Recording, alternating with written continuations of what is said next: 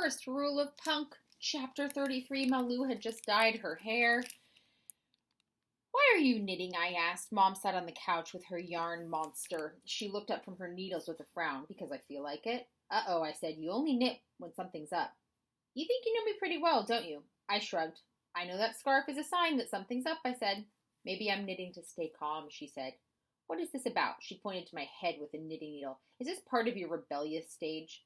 I'm not rebelling, Mom, I said, even though maybe I was doing that too. I like the way my hair looks. I pulled my fingers through my wet bangs and ran my hand over my head. It felt soft like a piece of velvet. Anyways, it's just hair, I said. See, Mom said, that's exactly what your dad would say. Just hair, just clothes. What's wrong with my clothes? I asked. This morning you said I looked nice. I changed back into the outfit I'd picked out for the fall fiesta and thrown on an old oversized red cardigan that belonged to Dad. Before coming out of the bathroom, I'd consulted a cool photo of Teresa Covarrubias that I'd printed out. I'd lined my eyes in the same dark cat-eye style, applied a dark lipstick, and gelled my hair so that it was kind of spiky on top, with bangs over one eye. Mom was already mad about the hair, so I might as well finish the look. You know who you look like, Mom said? La Chilinidra with green hair. No, wait, I know. You look like the child of La Chilinidra and Nosferatu. For a moment, Mom forgot her anger and laughed at her own joke.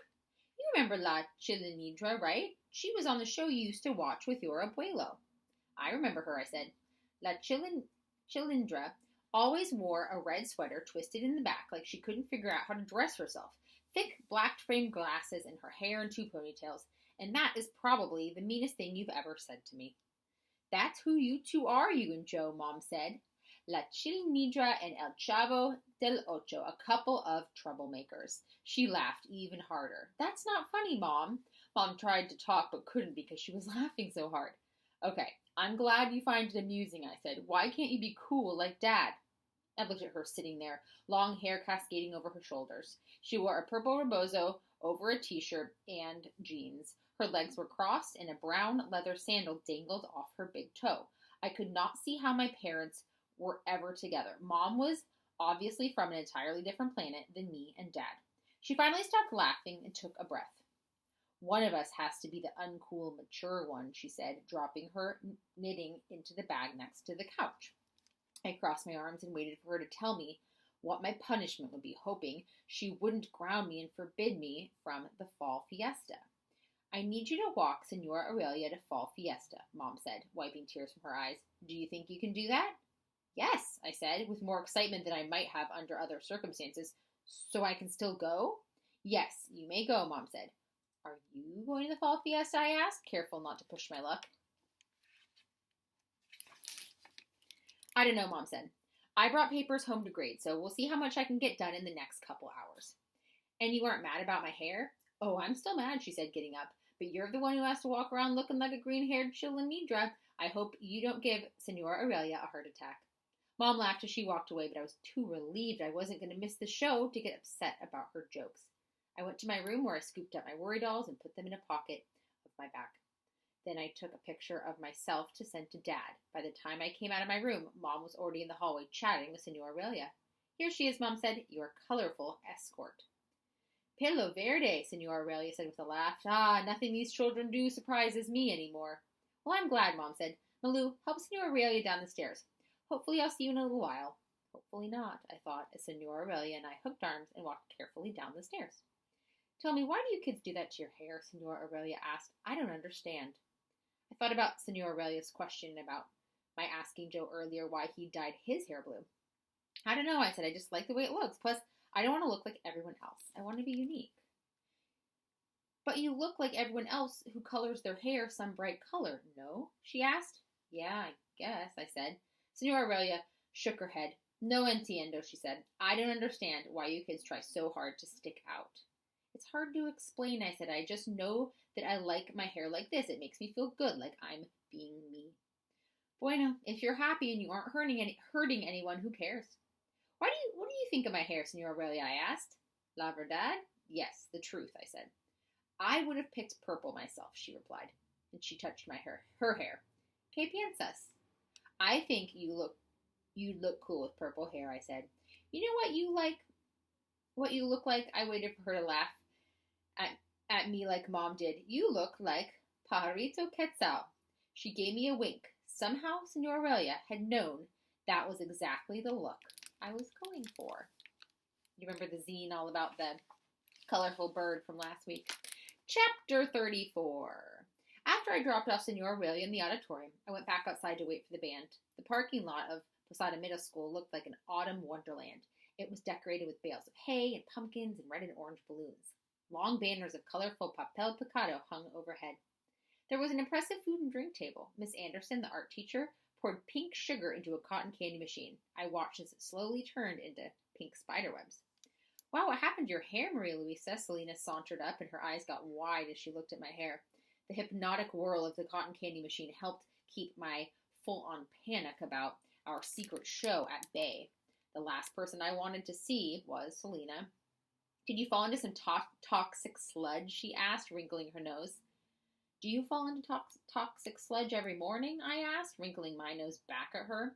Today, Selena wore a long fuchsia skirt in a white off-the-shoulder blouse embroidered along the neckline with flowers. Her hair was up in a fancy crown of braids. She had on bright red lipstick and blush, and her eyes were made up. She didn't look like she'd just fallen into toxic sludge. She looked like she came to dance and take care of business. Miss Anderson held up 2 paper cones topped with pink sugar clouds. No, thank you, I said. My stomach couldn't handle food right then, but Selena grabbed hers and bit into it. You know, hair dye is against the dress code, Selena said. Of course I know that, I said. Don't worry about me and the dress code. That's too bad your little talent show plans fell through, huh? She asked, giving me a big red smirk. A little piece of cotton candy stuck to her lipstick. Nerves and anger bubbled up inside me like someone had poured vinegar into a science project volcano full of baking soda. And it's too bad your Irish dance class didn't happen. I said, it's a bummer. Your mom said no. I didn't know why I said that, but it had come out of my mouth like toxic sludge. As soon as I'd said it, I felt terrible, especially when I saw Selena's face. She looked like I'd smacked her. I could see her chewing on the inside of her lower lip. Finally, she opened her mouth to say something, but nothing came out. She turned on her heel and started to walk away. Before I knew it, I found myself speed walking to catch up with her. Wait, I called out. She stopped, but didn't turn around. I dug into my bag until I found what I was looking for. Here, I said. I handed her one of the few copies of our talent show flyer that I had saved. What's this? She asked, looking at it. I mean, I know what it is, but why are you giving it to me?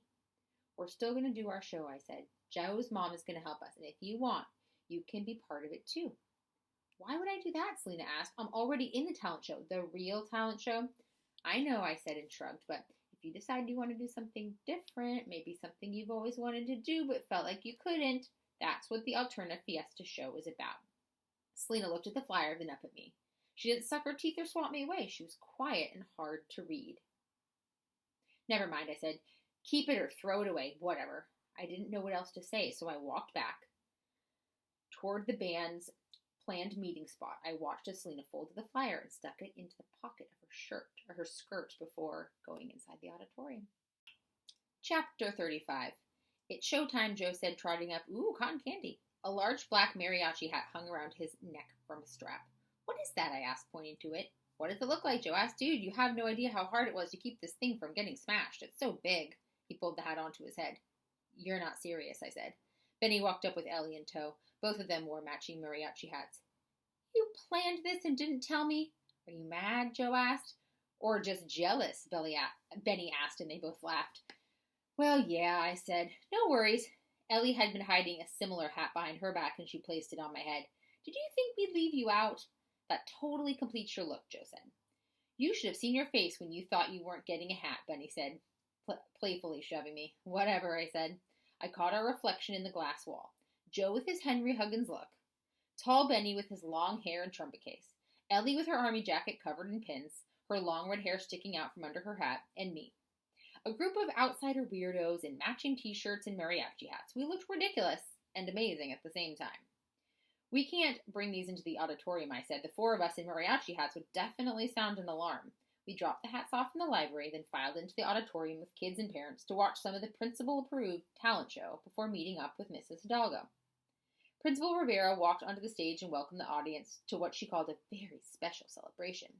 She went on to explain how on this 30th anniversary of the school, it was important to remember Posada, the man, as someone who proudly represented Mexican people and culture through his art. She showed some slides of his prints, including the really famous one of a skeleton woman wearing a big hat. I'm sure Posada would be proud of our students who are performing today, Principal Rivera concluded, most of them representing Mexican culture. Please give them your undivided attention and enjoy today's show. She clapped, and the audience joined in as the lights dimmed. Did anyone else just suddenly become nervous, Joe whispered, when the first performer came onto the stage. Yeah, I said, watching the kid play the violin. I'm about to be sick. Don't get sick on us, Benny said. He pulled a candy bar from the pocket of his jacket and unwrapped it. How can you even eat right now, I asked.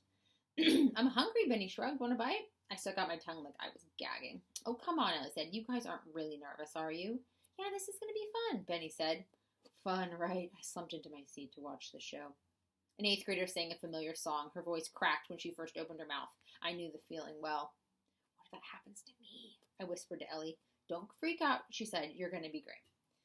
The girl got through her song, but she rushed off the stage near tears. I swallowed hard as I watched Mrs. Larson meet her at the edge of the backstage area.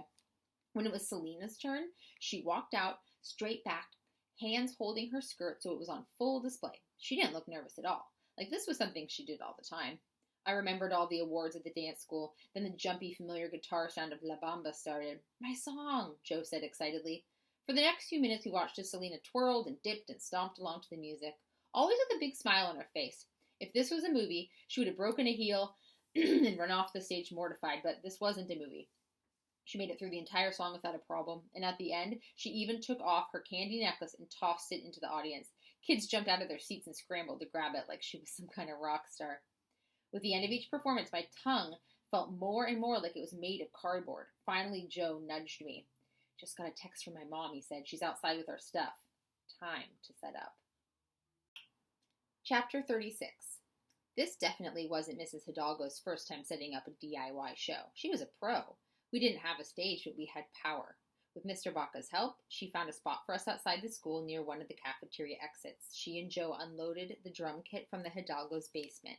Mr. Baca connected extension cords into electrical outlets. Inside the cafeteria, then Mrs. Hidalgo ran out to where we were setting up.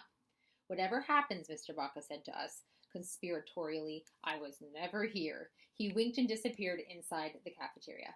As long as they don't decide to pull the plug, we're good, Mrs. Hidalgo said. I tried not to think about throwing up as I watched people start to come out of the auditorium. The talent show must have just ended. You okay, Malu? Miss Hidalgo came over and handed me a water bottle. It's gonna be fine, I repeated in my head as I gulped. I wiped my mouth and shook off my nerves. I don't know if I can do this, I whispered. It's okay to feel anxious, Miss Hidalgo said. Anyone would be. In the distance, I could see Principal Rivera by the school's entrance. She wore jeans, which almost made her look like a regular person. What do you think she's going to do? I asked, knowing it wasn't very punk to worry about Principal Rivera's reaction and feeling embarrassed. Well, you don't have to do it, Mrs. Hidalgo said. I looked over at Ellie and Joe, who were fiddling with their instruments. Benny silently played the notes on the songs, on the buttons of his trumpet. Maybe you should think about why you wanted to do this and then decide, Miss Hidalgo said. I'm going to set up the mics, just in case. She patted my arm. Oh, I almost forgot. Mrs. Hidalgo turned back and dug around in her bag. Hope you've got a CD player and not just a Walkman. She handed me a square envelope. Thanks, I said. Inside the envelope was a CD and a playlist. I sat down on the curb and thought about why we planned the alternative talent show. Because Principal Rivera excluded us from the fall Fiesta talent show for being too loud and for not being good enough for the anniversary show. I thought about it more, and I knew there were other reasons. Reasons that involved Mom and feelings like I could never be who she wanted me to be. Oz tells the cowardly lion that real courage is facing danger when you're afraid. I was afraid. No, I was terrified, but the talent show and the song were my idea, and I couldn't back out now. Suddenly, the feelings of uncertainty about doing the show disappeared. Someone had taken out an eraser to writing on a chalkboard. I walked to where the rest of the band waited by the drum kit. Ellie sat behind it, ready to rock. We're out of time, but they're about to perform. See you next week.